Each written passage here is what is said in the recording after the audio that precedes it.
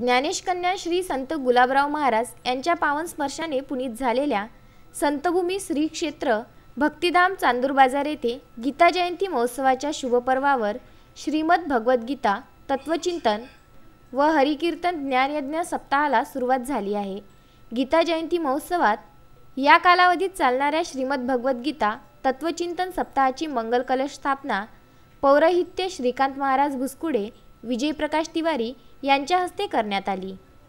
यासोबतच या महोत्सवात आध्यात्मिक क्षेत्रातला मोठ्या सन्मानाचा समजला जाणारा भक्तिधामतर्फे देण्यात येणारा श्री ज्ञानेश कन्या पुरस्कार यावर्षी शांतीब्रह्म मारुती महाराज कुर्रेकर यांना प्रदान करण्यात येणार आहे। महोत्सवाच्या शेवटच्या दिवशी काल्याचे कीर्तन, सेवाधारी भक्ताचा सन्मान व महाप्रसाद असे धार्मिक, सामाजिक व प्रबोधनपर कार्यक्रमाची भव्यता श्रीमद भगवद्गीता तत्वचिंतन सोहळ्यात राहणार आहे। नकुल सोनार, विदर्भ न्यूज, चांदूर बाजार।